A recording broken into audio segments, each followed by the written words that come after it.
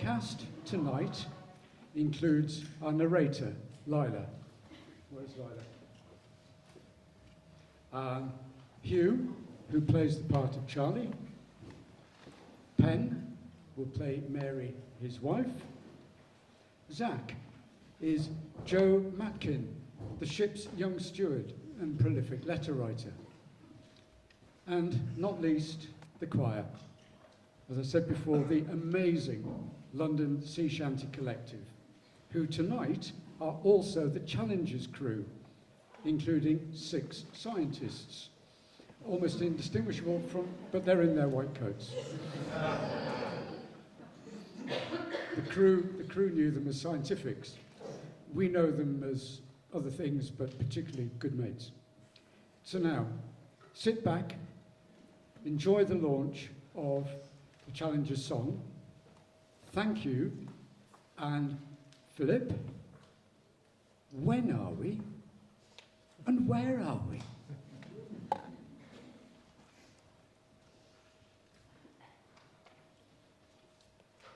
Imagine we're in Brighton, a summer evening in 1923.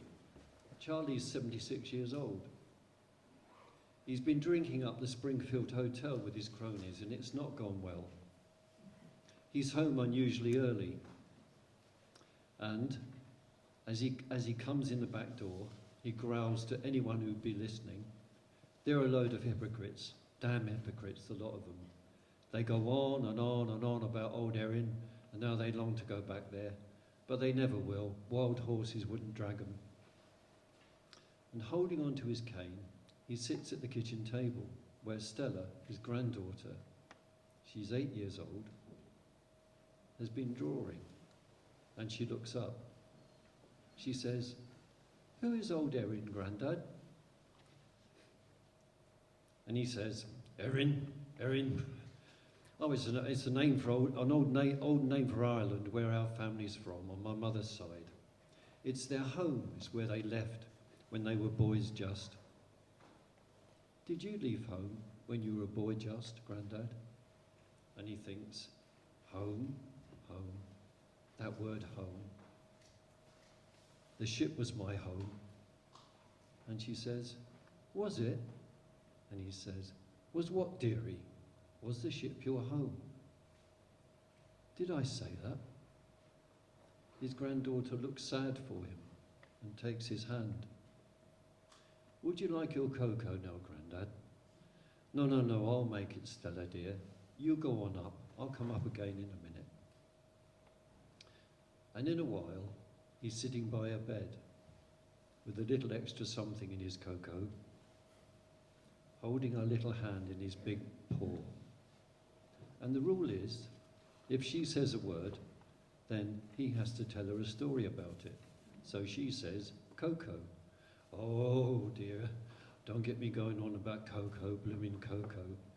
We had a great deal of cocoa on that ship, and we had a goat called Coco as well. Sailed with us once. Goat on a boat, she giggles. Oh, more than that, my dear. It was more like a farm afloat. Last time we was out on the Challenger, we had a chicken run, like your mum's, except it's on deck. And next to that was the goat's pen. And I'd give her a bit of baccy as I walked by, just for luck. And next to the goat's pen was where the turkey lived. And next to the turkey was where the goats and the geese were running about. And none of them was a good sailor.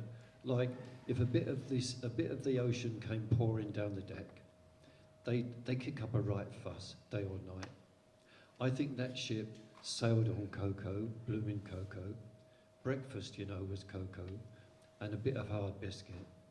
And when I say cocoa, I don't mean like your mum makes, all milky and sweet. But she'd fallen asleep. And we'll roll the old chariot along, we'll roll the old chariot along, we'll roll the old chariot along, and we'll all hang down behind.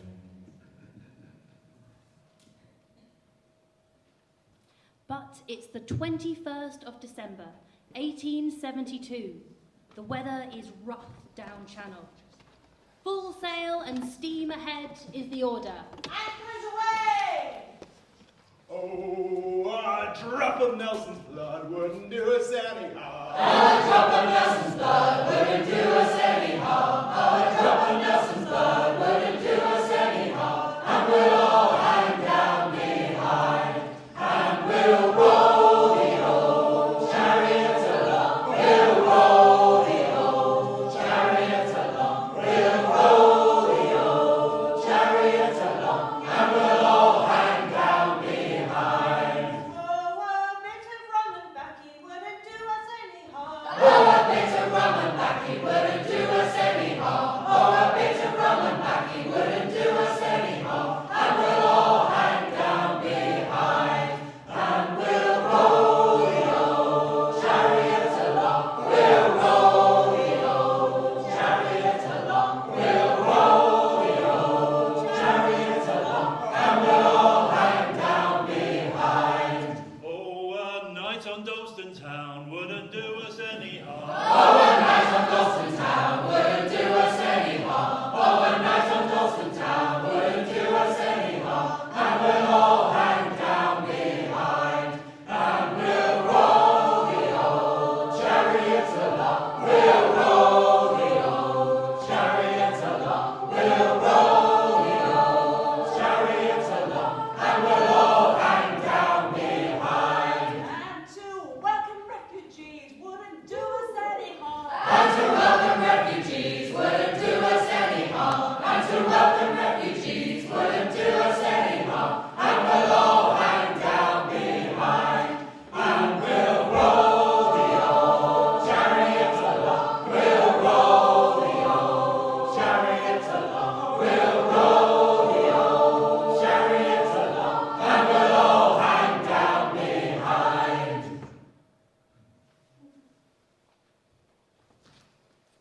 Well, Charlie Collins was my great-grandfather, and Stella Collins, my mum, his granddaughter, and my sister Sue is in the audience, and her family. Charlie is the inspiration for a Challenger song, and he's something of a mythical figure in our family. My mum said that old Grandad Collins ran away to sea without his father's sanction, so he used his mother's maiden name, Collins, when he signed up, when he joined the Navy. New Year's Day, 1863. His father wasn't there. He was 14-year-old. He joined up as a boy sailor. And in 1872, so my mum said, he sailed on HMS Challenger on the Nares Thompson expedition to the South Pole. Challenger had full sail, but also an auxiliary steam engine. And I checked the muster book for the Challenger, and it turns out he was the leading stoker, and there were 14 stokers. He was the leading stoker. He and Mary married in 1870, and by all accounts, there were sides to Charlie, sides to him. So there was a kindness, as I've sought to portray, but also there were his disappearances. And what were they about? He may be back on the drink, or back on a ship, on the Cutty Sark, so they said. Which, you know, it would be fascinating if that were true, we don't know. But he would be leaving Mary to tend for his family. So they often spoke about him, my mum, my aunts, my uncle. For when they were children, Charlie spent his last years living with their families, so they knew him well. He was 85 years old when he died in 1932. And my mum said there was a grand funeral through the town with the Union Jack draped over the coffin and 4 plumed horses pulling the hearse. He was the last surviving member of the Challenger expedition, and there's a photograph of the funeral, just as my mum remembered it, on the wall on the side there. The impression he leaves is that the sea never let him go, nor a seaman's ways. And so I began to explore my own past and my family's past, and never knowing what I'd discover, nor how the joys of sea shanties and the wonderful company of sailors that we have here, and their talents and their enthusiasm and their, I won't go on, but they have seriously helped to shape and influence, if you like, the format of the story and the narrative of a Challenger's song.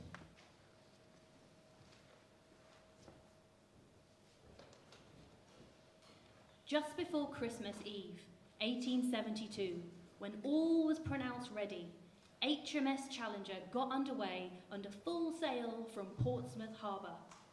The Royal Society, the peerless scientific academy of its time, determined to undertake an expedition of great importance to science and navigation. It persuaded the Admiralty to provide the ship and Gladstone's government the funds for the examination of the physical conditions of the deep sea throughout all the great oceanic basins and for other special objects therein named. The oceans to the Victorians were as compelling as space is to us today.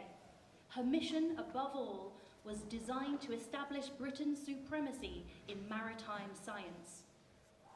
Challenger was converted from a 22-gun man-of-war into a floating laboratory, a man of science.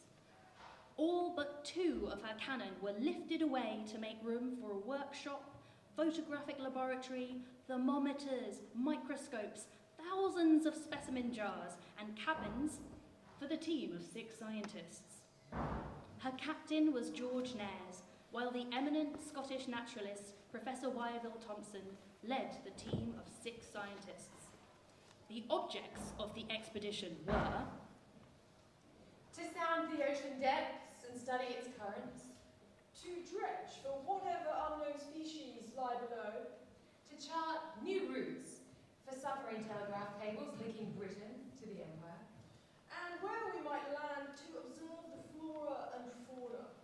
and, it must be said, observe the native races they encountered.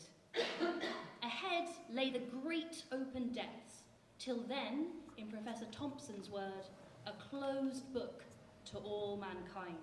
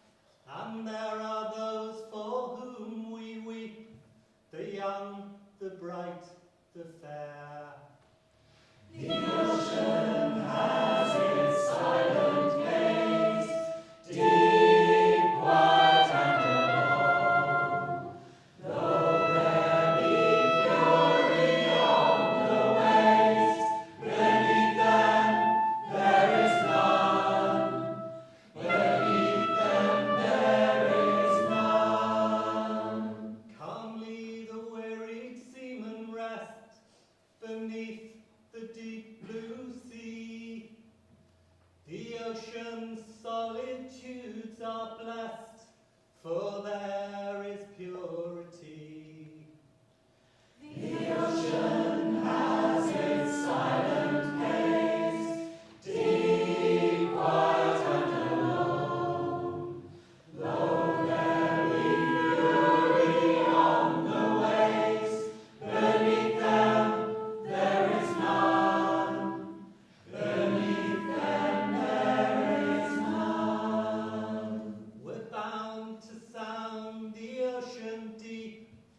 have treasures to unveil, and rouse the sailor from his sleep, as now we lift her veil.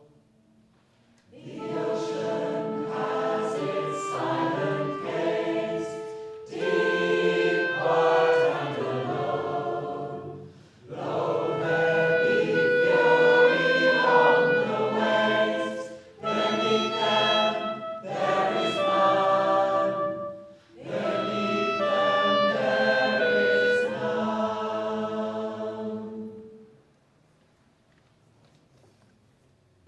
When the voyage was over, more than 50 scientific reports running to more than 30,000 pages were eventually published on the many and diverse discoveries made. But the only surviving account of the realities of a Challenger's sailor's life is in the 69 letters of the young assistant steward, Joe Matkin, preserved by his family but not published until 1992. He wrote them standing at his desk in the fug and warmth of the issuing room, 3 decks down.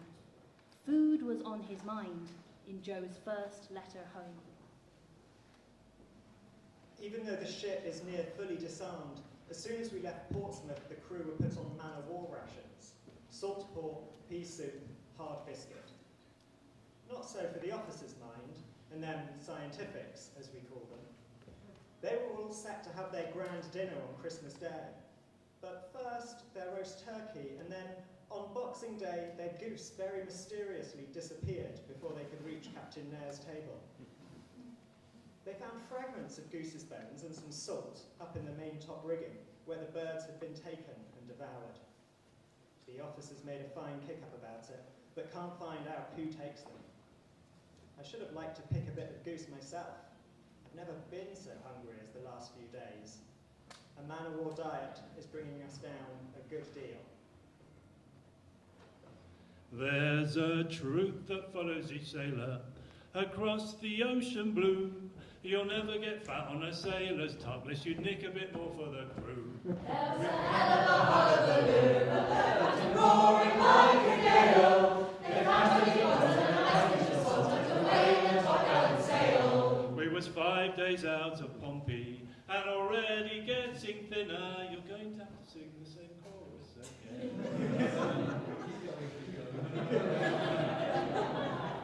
And they found turkey bones and a nice plate. There was a hell of a hullabaloo, Captain roaring like a gale.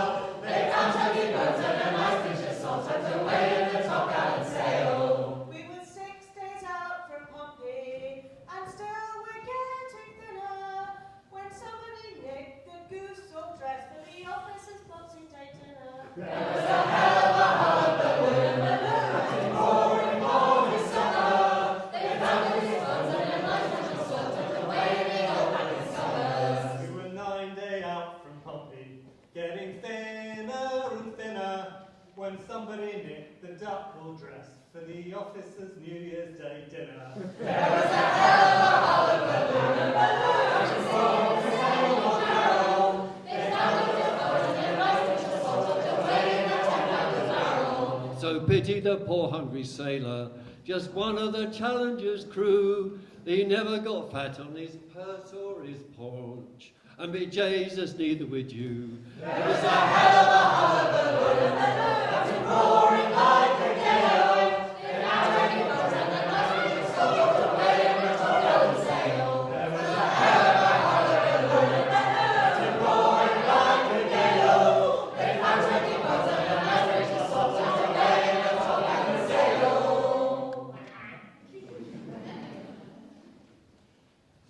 As the dredge basket or the sounding line went down, my job was to give her enough head of steam to hold the ship still, head to wind, or I'd be on deck working the winch with the men. Our first drop were off Lisbon. With weights detached, it touched the bottom at 2,500 fathoms. It's getting on for 3 miles. It was trial and error to start with. And one day, the strain on the cable was so great that it tore away a bollard.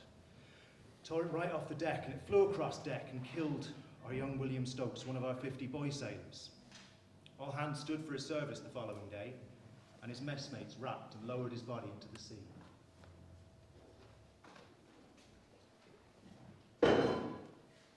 But the dredge basket was beginning to bring up treasures. Imagine a live Venus flower basket, a sea sponge as delicate as spun glass, animals nearly transparent, but with eyes, lungs, and heart the same as we, sea polyps with the power to emit a strong green light, or an immense but eyeless lobster, living in such darkness and having no need of sight. As she crisscrossed the Atlantic, the sounding line revealed the mid-Atlantic ridge, an immense but submerged mountain chain stretching from the Arctic Ocean to the deep South Atlantic. 3rd July, 1873. At last we put in at the Azores island of San Miguel for a long-needed liberty. It was like coming to an oasis in a desert. The men have just returned on board, and it was worth sixpence to see them come up the ship's side and fall in for inspection. Very few could walk straight, and several were rolling. Being a Saturday night, a great many had brought off the materials for Sunday dinner. Some had half a sheep on their backs, some a pig's head and large cheeses, and a great many had lost their shoes and hats. All who could not walk along the deck were set down as being drunk. Several lay down there and then and went to sleep. Some excused themselves on the grounds that the ship was unsteady. These were all reported and had a day's leave stopped. Oh, what shall we do with a drunken sailor? What shall we do with a drunken sailor? What shall we do with a drunken sailor? Early in the morning. Hooray, up she rises. Hooray, up she rises. Hooray, up she rises. Early in the morning. Put him in the scuppers with the hose pipe on him. Put him in the scuppers with the hose pipe on him. Put him in the scuppers with the hose pipe on him. Early in the morning. Hooray, up she rises. Hooray, up she rises. Hooray, up she rises. Early in the morning. Shave his belly with a rusty razor. Shave his belly with a rusty razor. Shave his belly with a rusty razor. Early in the morning. Hooray, up she rises. Hooray, up she rises. Hooray, up she rises. Early in the morning. Put him in the longboat till he's sober. Put him in the longboat till he's sober. Put him in the longboat till he's sober. Early in the morning. Hooray, up she rises. Hooray, up she rises. Hooray, up she rises. Early in the morning.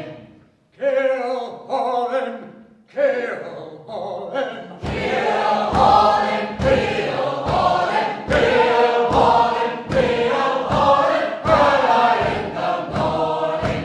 Kill Holland, kill Holland, kill Holland, kill Holland, kill Holland, kill Holland, early in the morning. Kill Holland, kill Holland, kill Holland, kill Holland, kill Holland, kill Holland, early in the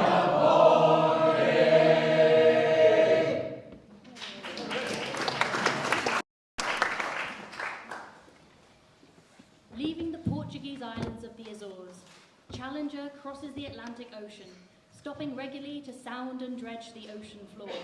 And 9 months later, badly in need of coal and supplies, she heads for Bahia Bay on the coast of Brazil, colonized by the Portuguese in the 16th century. Brazil continued to import enslaved Africans, legally and illegally, well into the 19th century, before officially ending slavery in 1888. Bahia alone imported more than 1,300,000 men, women, and children. More than 90% of the Africans who arrived in Bahia came from either the Bight of Benin or Central Africa. I've seen them whipping Negro crewmen on the ships of the Brazilian Navy anchor near us. Coal carts are lining up for us along the quay, and there's cheap labour to hand. Negro slaves, for the most part, let out for hire by their masters for pennies a day. We need 200 tons of coal, but luck's to us, we got some shore leave at last. Bars of fire are beckoning you, Charlie. You got a nice clean blouse on there, a dollar or two in your pocket? And a plug of best tobacco tucked into my hat. Spent long enough in the dust, thank you. The gangway sways as the men head for their first shore leave in months, but as Charlie reaches for the railings, the engineer pulls him to one side, and Charlie knows what's coming. For the chief engineer, William Spry, says to him, "Mr. Collins, will you stay behind for the getting in of coal?" Aye, aye, sir. Bollocks, bollocks. And the officer of the watch barks back, "You have your orders, leading stoker." As the slaves carry the coal aboard, I see this strong young fellow with a fine sweat and a Hessian sack on each of his shoulders. As he passes the officer of the watch, one of these sacks breaks open, a whole sack full of coal, and it must be said, plenty of dust, crashes onto the deck. Black cloud engulfs the officer, all dressed up in his best #1 whites for the British ambassador's grand ball that evening. The officer punches the man's face, and the gangmaster adds his pennyworth with a whip. And in his own resentment, Charlie does not come between the man and the brutal thrashing, although in truth it does sorely defend him. And so, when the chance arises, a plug of his best tobacco passes from Charlie's own coal-blackened hand to another's.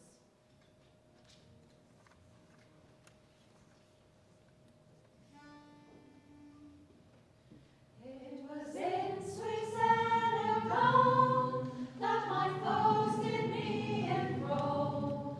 For the lands of Virginia, Virginia, roll. Oh, from that lovely shore I must share the sea and more. And alas, I am weary, weary, oh. And alas, I am weary, weary, oh. Along that charming coast, with so bitter snow and frost, like the lands of Virginia, Virginia, roll.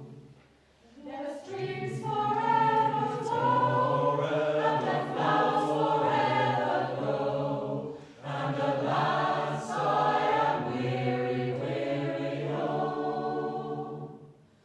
And alas, I am weary, weary, oh. The burden I must bear, and the cruel scourge I fear, in the lands of Virginia, Virginia, oh.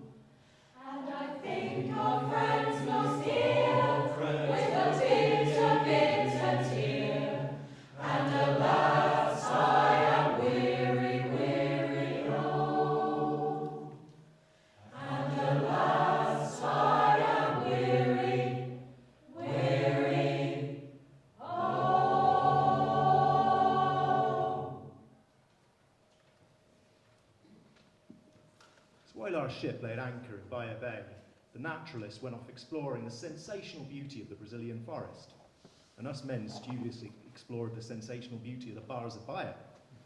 All too soon came the boatswain's call. Yay!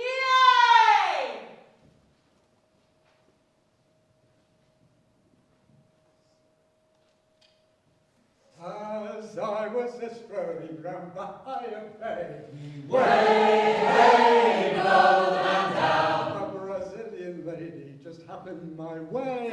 Give me some time to blow the man down. Blow the man down, please blow the man down. To me! Hey, hey, blow the man down. And if you will hoist up the sail with me, Give me some time to blow the man down. So I says to him, will you stand me a treat?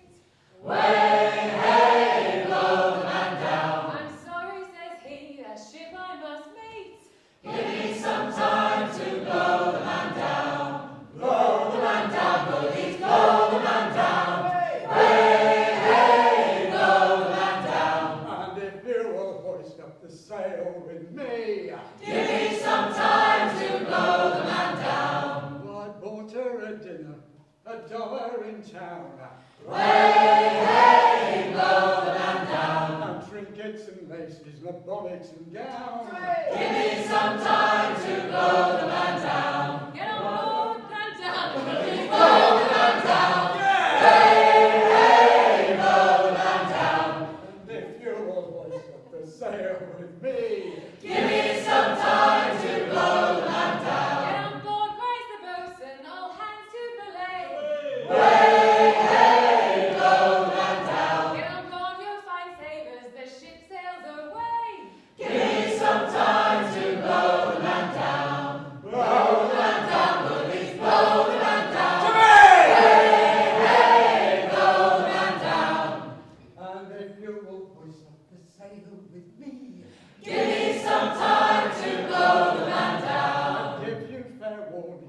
before you belay.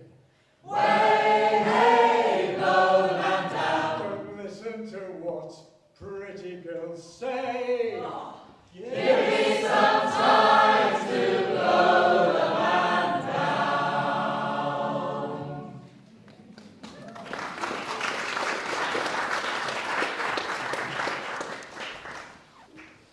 3 weeks out from Brazil, heading south, the old Challenger went bowling along.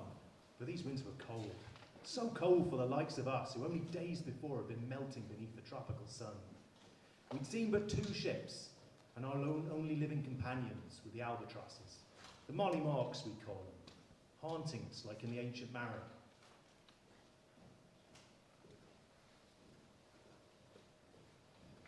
Oh, the southern ocean is a lonely place, where the storms are mighty and the shelter scarce. Down upon the southern ocean sailing, down below Cape Horn. All the troubled waters and the restless sky, you can see the Mollymock rise and die. Down upon the southern ocean sailing, down below Cape Horn.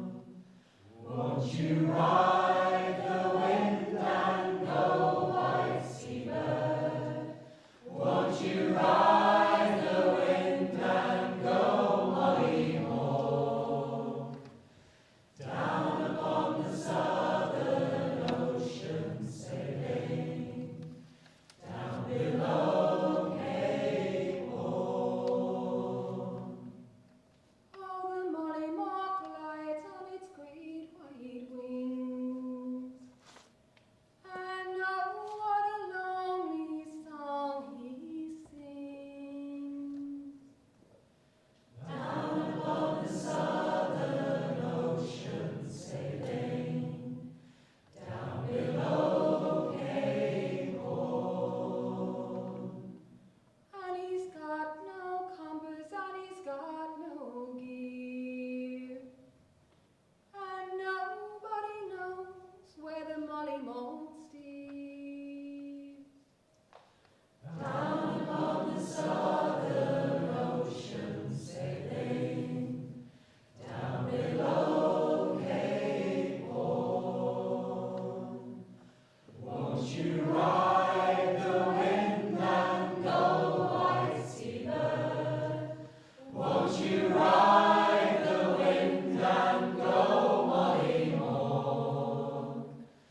Down upon the southern ocean sailing, down below Cape Horn. He's the ghost of a sailor, so I've heard them say. His body had sunk and his soul flew away. Down upon the southern ocean sailing, down below Cape Horn. And he's got no haven and he's got no home, bound evermore to wheel and roam. Down upon the southern ocean sailing, down below Cape Horn. Won't you ride the wind and go, white seabird? Won't you ride the wind and go, Mollymock? Down upon the southern ocean sailing, down below Cape Horn. When I get too old and can sail no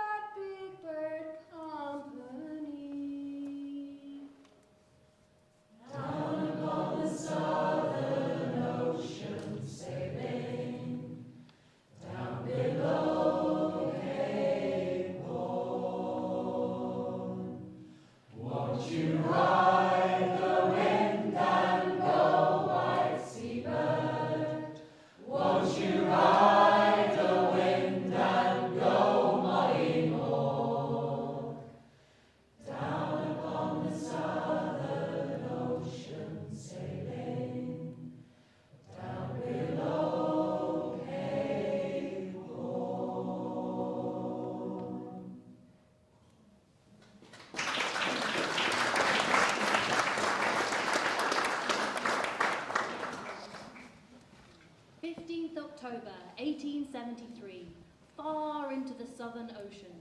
Challenger anchors in the lee of Tristan da Cunha for fresh water and supplies. It's the remotest island on Earth, where a community of 80 souls trades their meat, vegetables and seal skins with passing ships. There's a day's shore leave for the crew. And the rumour spread of 2 German sailors, young brothers, marooned for 2 years on the stump of an island they passed. Inaccessible Island by name.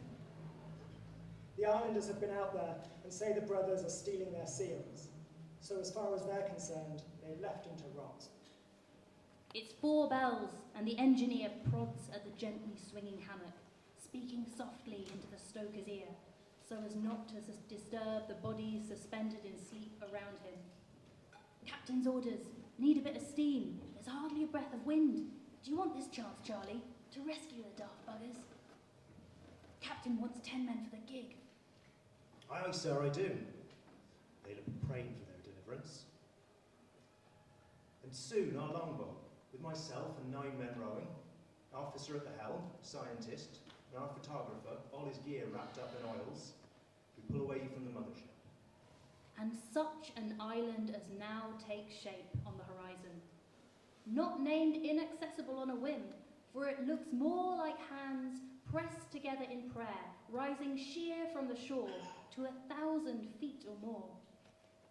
And in the rhythm of their rowing, they do not see Charlie's salt tears flowing, as his thoughts return to his own boy, whom he lost 2 years ago or more.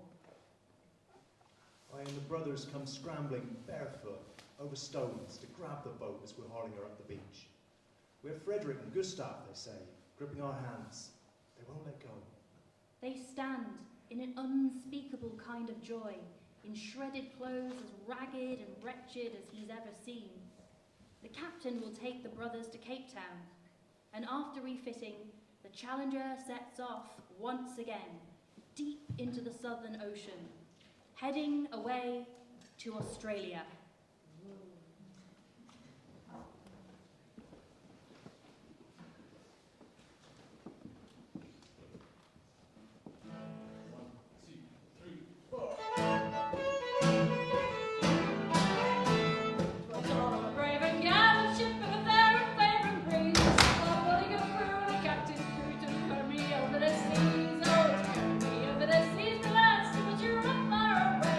I'm taking a trip on a government ship.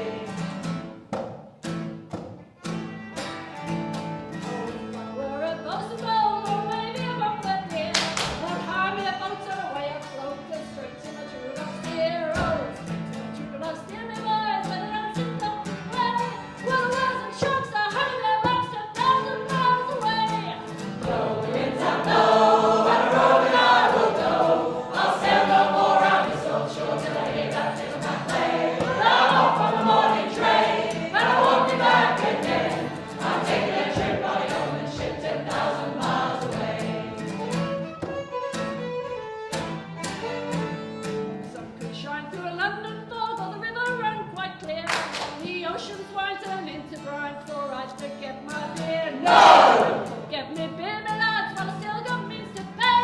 God, I won't forgive my own true love 10,000 miles away. Blow the winds and blow, and the road I will go. I'll sail no more round this old shore till I hear that fiddle man play. I'm off on the morning train, and I won't be back again. I'm taking a trip on a golden ship 10,000 miles away. Blow the winds and blow, and the road that I will go. I'll sail no more round this old shore till I hear that fiddle man play. I'm off on the morning train, and I won't be back again. I'm taking a trip on a government ship 10,000 miles away. We're taking a trip on a government ship 10,000 miles away. We're taking a trip on a government ship 10,000 miles away. We're taking a trip on a government ship 10,000 miles away.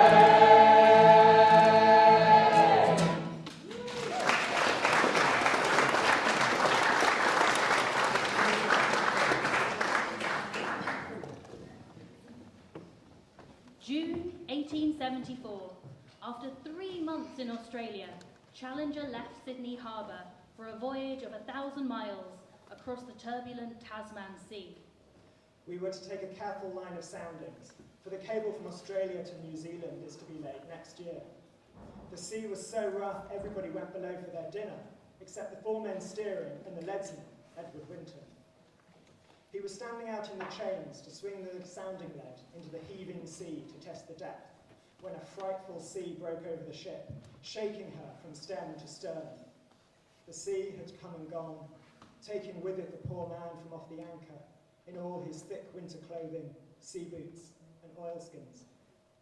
All hands were called on deck to turn her about, all eyes searched the churning waters, but nothing more of the poor fellow was seen. The men raised £20 for his young widow. The telegraph line between New Zealand and London went live in 1876. Thousands of miles of such rubber-lined copper cable were manufactured at Samuel Silver's telegraph works in East London. Colonialism was good for business. But for the thousands Silver employed, factory hours were grindingly long, hard and insecure. For a few pence an hour, they worked in poisonous mixtures of copper fumes, rubber, sulphur and benzene, melted in blast furnace heat. In September 1889, the workers began a 4-month strike. Their protest upended the London Industrial District, which bore their employer's name, Silvertown.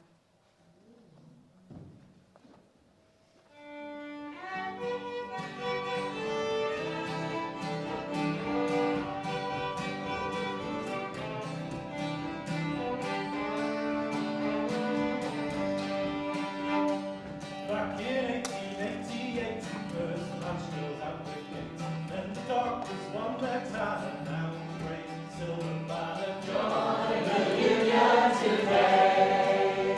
Plantation rubber rolls up river, up the Thames to Mr. Silver. We work like dogs on the factory floor, 70 hours a week. No more! Join the Union today. We're marching down to Silvertown early in the morning. Shout old Silver's factory down, the new day is dawning.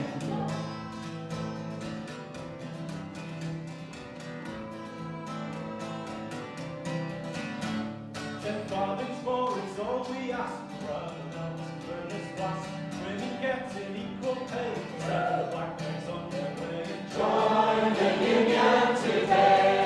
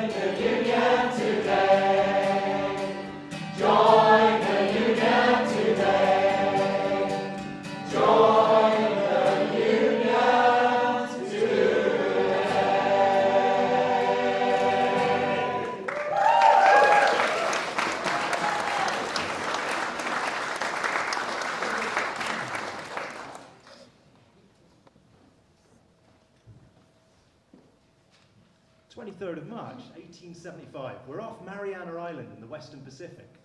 The ship's rolling along to the shanty rhythm of the men hauling the sounding line aboard. Oh, poor old Stormy's dead and gone to be way storm along. Old Stormy was a good old man. Aye, aye, aye, Mr. Storm along. We dug his grave with a silver spade to be way storm along. His shroud of finest silk was made. Aye, aye, aye, Mr. Storm along. Storm Along. The shanty work song is a eulogy to a long-dead, well-loved captain. The mythical Mr. Stormalong may be well-loved because he is dead. But the song serves a double purpose, as a complaint against a living officer forgetting his men. For never have the men paid out so much line, not once, but twice in a single day. Navigating Sub-Lieutenant William Swire orders them back to work, for the line has touched bottom at over 5 miles down, by far the deepest sounding ever made of any ocean. Swire is Julian, and so are the scientists. While the men must again lift up and carry along the inch-thick rope, detaching its iron weights and thermometers as they surface. The line is running wet, slippery with weed and alive with shells and wriggling creatures in the weft. Small wonder they call the dredging operation the drudge. The 6 scientists assembling in their wooden cabin on the aft deck are joined by Navigating Officer Swire. He has led almost every sounding since they left Portsmouth. Professor Thompson raises a glass, saying, "Here's to the greatest reliable depth we've ever sounded. 4,550 fathoms, no less. A deep ocean valley as far below the surface of the sea as the peak of Mount Everest rises above it. By common consent, we propose we call it the Swire Deep. To you, sir!" Amen to that. 7 glasses were raised. Glad he's happy. I wish I were old Stormy's son to be way storm along. I build me a ship of 1,000 ton.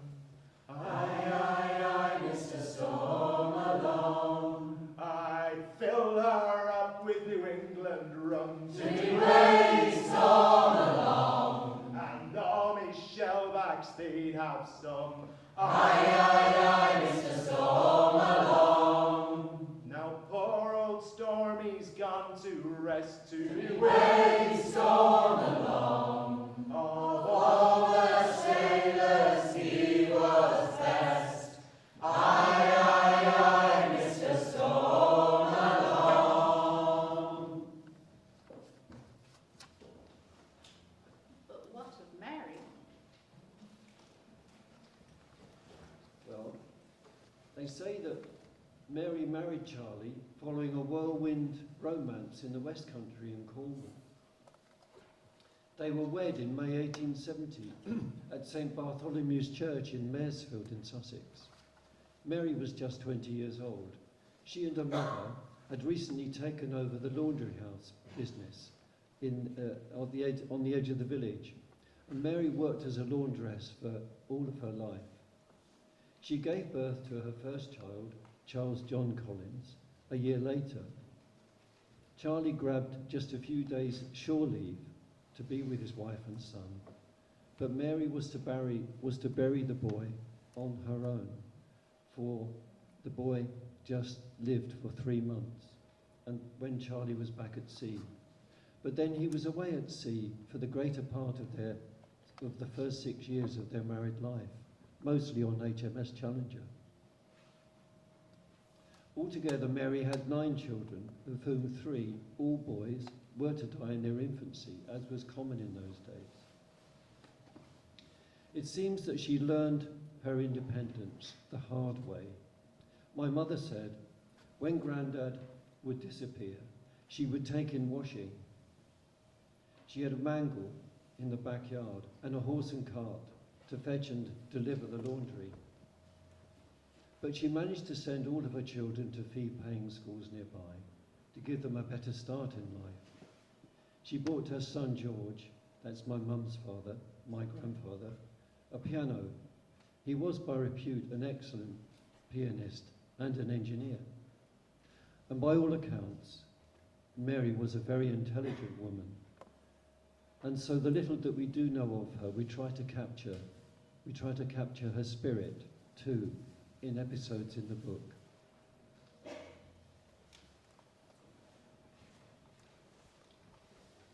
When Charlie came back from sea at last, we returned to live in Brighton. The town was a centre for the suffragette movement. Women were evicted from public meetings in the Dome, where Liberal ministers were speaking. Large crowds gathered on the level, the meeting place in the centre of town near our house. I remember a speech in 1908 by the suffragette Emmeline Pethick Lawrence explaining the why, in her opinion, women should be enfranchised. For, if women are allowed to vote, the conditions of female workers will surely be bettered.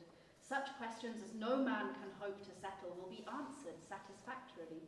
And married women who, at present, have no legal claim on their husbands for maintenance, although they played just as important a part in daily work, will be given justice.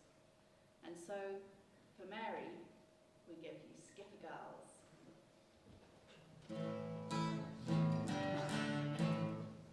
First I told me Mara and her I couldn't stay over. Again. First I told me Mara and her I couldn't stay at home. Hurrah, Miss Skipper Girls, who let me go. Locked me in their room and then they left me there alone. Hurrah, Miss Skipper Girls, who let me go. I broke out of the chunky boys and got down to the coast. Hurrah, Miss Skipper Girls, who let me go. I packed me gorgeous locks of short breeches and a coat. Hurrah, Miss Skipper Girls, who let me go. Do let me go, me girls, do let me go. Hurrah, Miss Skipper Girls, do let me go. Do let me go, me girls, do let me go. Hurrah, Miss Skipper Girls, do let me go. I jumped aboard a sailing ship bound for Callao. Hurrah, Miss Skipper Girls, do let me go. I hauled until me fingers bled as good as any Joe. Hurrah, Miss Skipper Girls, do let me go. I done me duty like a man did reef and steer and sew. Hurrah, Miss Skipper Girls, do let me go. I worked me butt off like the rest of the captains didn't know. Hurrah, Miss Skipper Girls, do let me go. Do let me go, me girls, do let me go. Hurrah, Miss Skipper Girls, do let me go. Do let me go, me girls, do let me go. Hurrah, Miss Skipper Girls, do let me go. And when we landed on the docks ashore, the men did go. Hurrah, Miss Skipper Girls, do let me go. I followed them to Sailor Town and searched both high and low. Hurrah, Miss Skipper Girls, do let me go. I drew a crew of lasses bold and them on board did stow. Hurrah, Miss Skipper Girls, do let me go. We hauled aboard the anchor on a sailing we did go. Hurrah, Miss Skipper Girls, do let me go. Do let me go, me girls, do let me go. Hurrah, Miss Skipper Girls, do let me go. Do let me go, me girls, do let me go. Hurrah, Miss Skipper Girls, do let me go. And now we sail the seven seas with not a man to show. Hurrah, Miss Skipper Girls, do let me go. What matters is the job in hand, not what you've got below. Hurrah, Miss Skipper Girls, do let me go. Do let me go, me girls, do let me go. Hurrah, Miss Skipper Girls, do let me go. Do let me go, me girls, do let me go. Hurrah, Miss Skipper Girls, do let me go.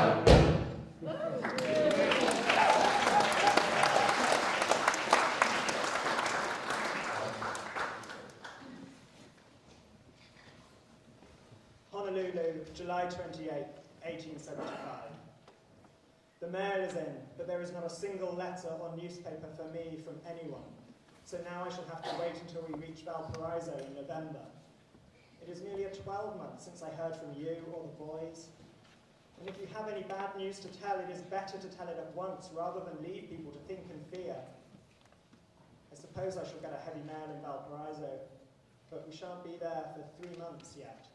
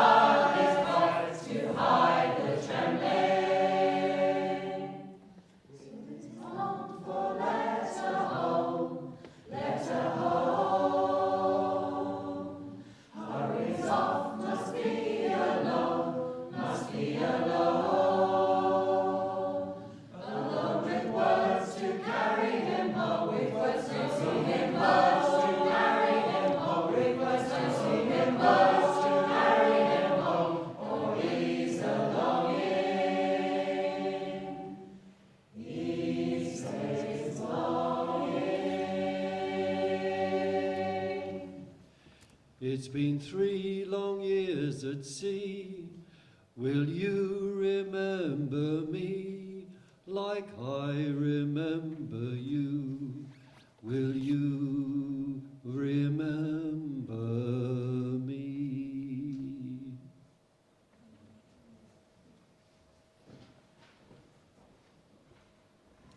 I stand among the crush of wives, relatives and friends, pressing against the gates to Chatham Docks, where the HMS Challenger has now moored. The military band thumps away on the other side of the high brick wall and then falls silent. The crowd starts back as 2 cannon are fired, followed by hurrahs on both sides of the gates. I remove to a bench a little way back from the dockyard gates, separate from the crowd. For him, I wear a deep blue dress, 3 soft white buttons, and a sprig of heather pinned on. I have to hand my travelling companion my songs from Robert Burns. I look up from my book, for I've read again those words I've held on to for so long, and I will come again, my love, though 'twere 10,000 miles. Will I even recognise him, or him me? In truth, we've shared so little time together, a whirlwind marriage. In my handbag, there's his last letter, dispatched from Valparaiso, taking 3 months to arrive. And then there's Charlie, all dressed in his bluest and whitest number 1s, pushing through the crowd. My wages all paid off and all hands granted a week's leave. And it's been a long time since I've seen her, maybe 3 years or more. Will she be waiting at the dock? Will she be gone? And then, pulling free from the backslapping, heaving crowd, he draws quietly alongside her, hoists her gently upwards, swings her inboard to his broad chest, and all restraint is discarded between them as their shared tears wet their kisses.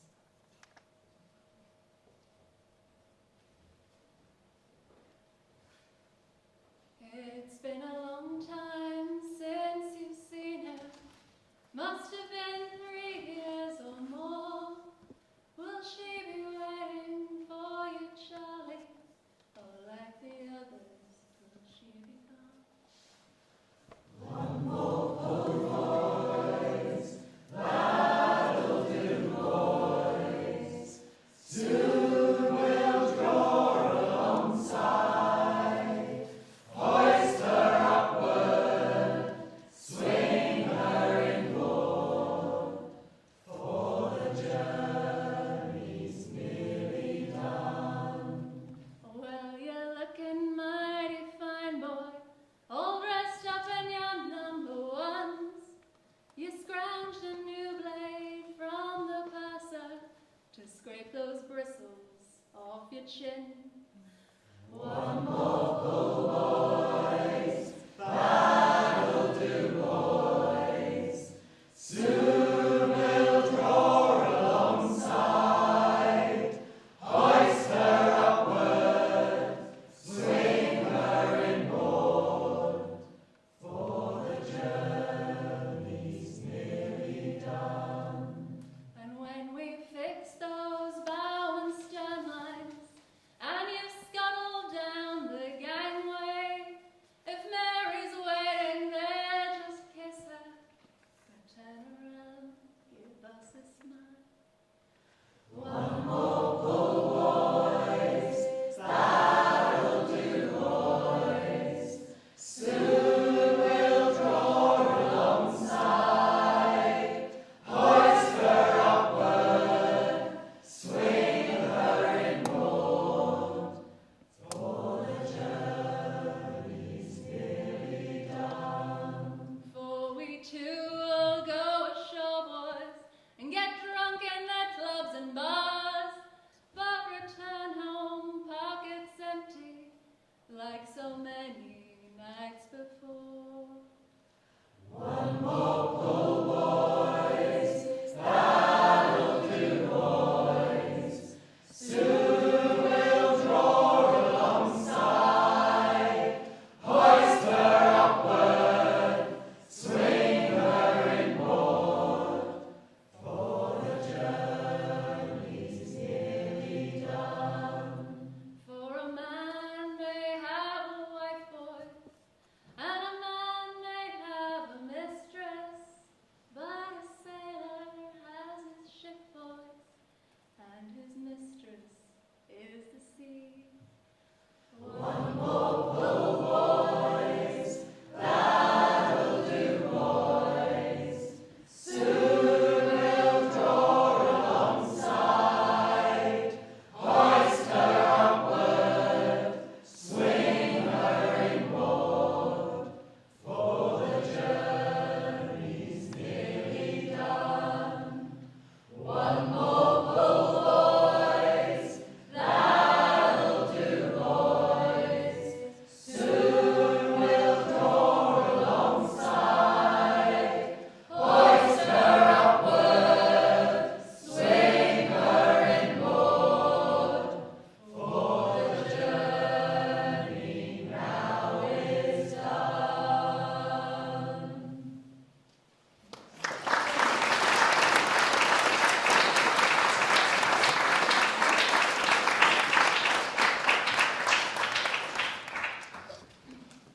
Just like to thank the choir from the bottom of my heart. That was an amazing set of songs. Thank you very much. I would just like to...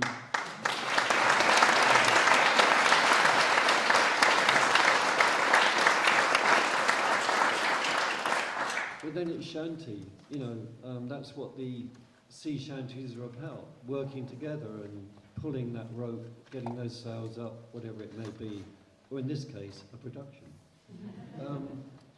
I would just very much like to thank the whole choir, but in particular the kind of production team, which is actually almost the whole choir, but it is the whole choir.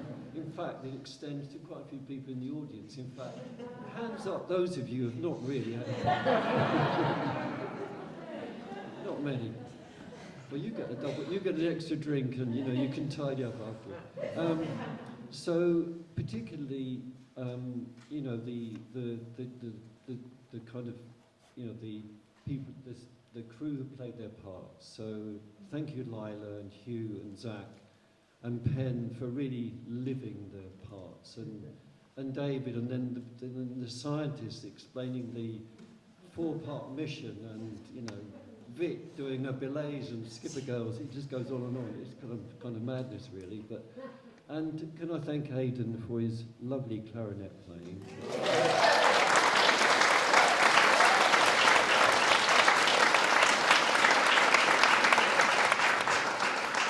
Not to mention Chris on the trumpet. That was amazing.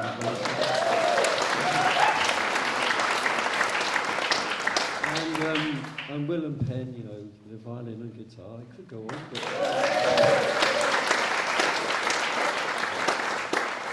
and then there's the catering team, Emma and Anya, and the sister team. Oh dear. And those on the door, Mary and Kathy.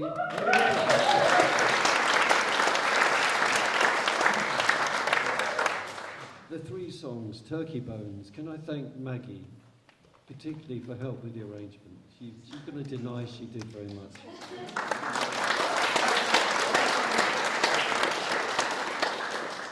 On Valparaiso, there's, again, Maggie appears, and a friend of ours is not here, Benny Lees McPherson, one of my late wife Noni's best friends.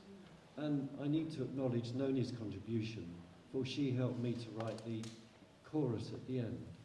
So, Noni, we remember you.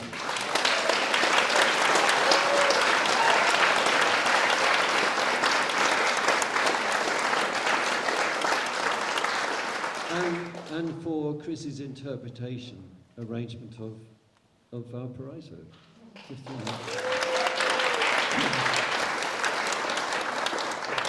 And Silvertown, the tune belongs to Ruth Renfrew, who is not here today. You know, Will and on the guitar, and the singing of it was great. On the script, I mean, again, you know, it's a cast of thousands to thank. I'm really glad that Sue Wilsey came down from Hull to be here. Thank you very much, Sue.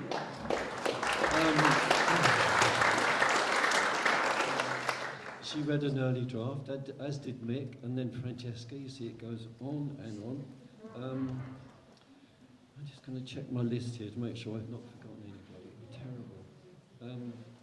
I don't know if Andrea is here, Andrea Watts, but Andrea was the tutor of mine at the Mary Ward Centre creative writing class. So very much in the early days, getting my head around this kind of writing.